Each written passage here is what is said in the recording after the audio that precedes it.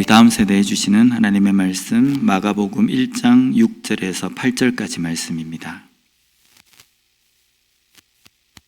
마가복음 1장 6절에서 8절까지 말씀 우리 함께 봉독하도록 하겠습니다. 시작. 요한은 낙타토롯을 입고 허리에 가죽띠를 띠고 메뚜기와 들꿀을 먹고 살았다. 그는 이렇게 선포하였다. 나보다 더 능력이 있는 이가 내 뒤에 오십니다.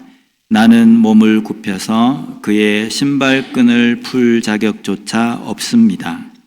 나는 여러분에게 물로 세례를 주었지만 그는 여러분에게 성령으로 세례를 주실 것입니다. 아멘. 한 주간도 말씀을 읽고 또 기도하며 승리하는 삶을 사셨습니까? 승리하는 삶을 살기 위해서는 말씀도 보고 기도 생활을 해야 되지 않겠습니까? 우리가 그냥 예, 아멘, 예, 그렇게 하겠습니다 라는 것보다 우리가 우리의 삶 속에서 하나님의 말씀과 기도로 항상 승리할 수 있는 그런 삶이 되었으면 좋겠습니다. 우리 친구들도 마찬가지입니다.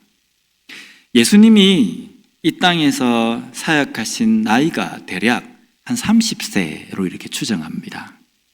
30세 이전까지는 아버지 요셉과 함께 목수일을 도왔다 이렇게 추측합니다. 성경에는 그렇게 기록이 되어 있지는 않지만 약 30세, 그리고 실제 예수님께서 복음을 증거하시면서 사역하신 기간은 약 3년 이렇게 우리가 추정합니다. 왜 3년이라고 추정하냐면요, 성경 사복음서를 쭉 읽다 보면 6월절이 이렇게 3번 정도 이렇게 돌아오는 것을 우리가 알 수 있습니다. 그래서 예수님께서 대략 십자가에 못 박히신 것이 33살 정도가 됐을 것이다 라고 이렇게 추정합니다. 너무 젊은 나이죠. 근데 예수님께서 30세 사역을 본격적으로 하시기 전에 세례 요한이라는 사람이 있었습니다. 당시에 아주 유명한 사람이었습니다. 아마 이 사람이 오늘날로 친다고 한다면 인플루언스, 유명한 유튜버가 아닐까라는 생각이 듭니다. 왜냐하면 가는 곳마다요 세례 요한을 너무 잘 알아요. 너무 잘 알고 세례 요한에 대해서 칭찬하고 세례 요한에 대해서 사람들이 열광을 하는 겁니다. 우리가 이 유튜브나 이런 걸 보면요, 유튜버들이 길을 가다가 촬영을 하다가 이제 구독자들을 만나잖아요. 만나면 인사를 하고 같이 사진을 찍습니다. 사람들이 열광을 막 합니다. 유명한 유튜버 같은 경우는. 그런데 그 유튜버가 마지막에 이분들과 사진을 찍고 헤어지면서 뭐라고 이야기합니까? 구독, 좋아요, 댓글 부탁드립니다. 이렇게 합니다. 그러면서 자기 유튜버 그 제목을 이렇게 홍보를 합니다. 제 유튜브 채널은 어떤 겁니다 라고 이렇게 합니다. 요즘 시대는 자기를 드러내고 자기를 나타내는 것이 현명하고 똑똑한 겁니다. 이 당시에 세례 요한도 아마 똑같았을 거예요. 가는 곳마다 사람들이 오, 세례 요한이시여, 세례 요한이시여 이러면서 사람들이 따라다니니까 아마 그 당시에 카메라가 있었으면 사람들이 세례 요한한테 같이 사진도 찍자고 하고 아마 그랬을 겁니다. 그리고 세례 요한은 마지막에 사진을 찍고 난 다음에 헤어질 때 뭐라고 했겠습니까? 구독, 좋아요, 댓글 부탁드립니다. 아마 이렇게 했을 겁니다.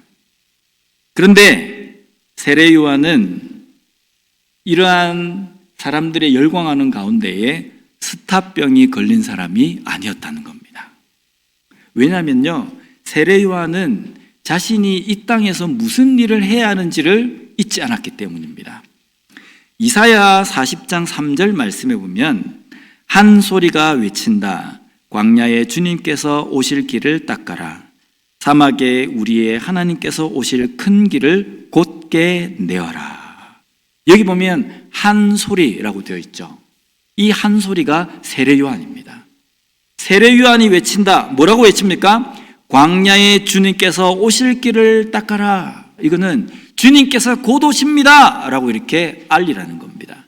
세례 요한이 이 땅에 태어나서 세례 요한에게 하나님께서 주신 사명은요, 사람들에게 자기 채널이 무엇인지를 알리는 것도 아니고 다른 사람들에게 내가 이 정도로 유명한 사람입니다라는 것을 알리는 것도 아니었습니다. 그리고 자신을 사람들이 많이 알아볼 때에 그것을 즐기라고 세례 요한을 이 땅에 하나님께서 보내신 것이 아니라 세례 요한을 이 땅에 보내신 것은 예수님께서 곧 오심을 알리라고 이 땅에 세례 요한을 보내셨다는 겁니다. 그래서 세례 요한은요, 사람들이 추종하고 사람들이 열광할 때에 그 인기를 즐기지 않았습니다. 야, 내가 이 정도로 유명한 사람이구나 이렇게 즐기지 않고 오히려 겸손하게 사람들이 그를 열광할 때 그들에게 그가 전해야 될 예수님에 대해서 전했습니다. 곧 예수 그리스도가 이 땅에 오시는데 나는 그분의 신발끈을 푸는 그 정도까지도 너무 황송하다라고 이렇게 이야기한 겁니다. 우리 친구들은 만약에 이런 아주 인기가 있는 이런 상황이 됐을 때 우쭐해지겠죠? 안 우쭐해질까요? 사람들이 나를 막 알아봐요. 길을 가는 데마다 알아봐요. 제 강의 같은 경우는 라크로스를 하는데 야, 네가 요번에 골을 여러 골 넣은 그 선수구나 이러면서 학부모들이 칭찬하고 주변에 있는 친구들이 막 칭찬합니다.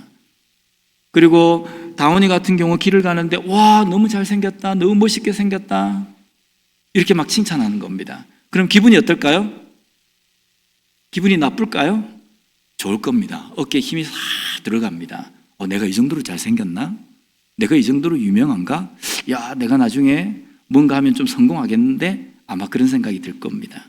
그런데 이런 우쭐한 마음이 잘못된 것은 아닙니다. 그런데 그 우쭐한 가운데서 내가 교만해져서는 안 된다는 겁니다. 교만하지 않기 위해서는 우리가 무엇을 명심해야 되냐면요, 내가 이 땅에 와서 해야 할 일이 무엇인지를 망각하지 않는 겁니다. 잊지 않는 겁니다.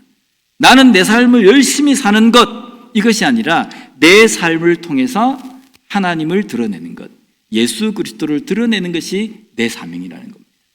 나는 내 직업을 통해서 열심히 돈을 벌고 성공하는 것, 그것이지만 그것을 통해서 하나님의 영광을 드러내고 하나님을 우선적으로 나타내는 것이 우리의 사명이라는 겁니다.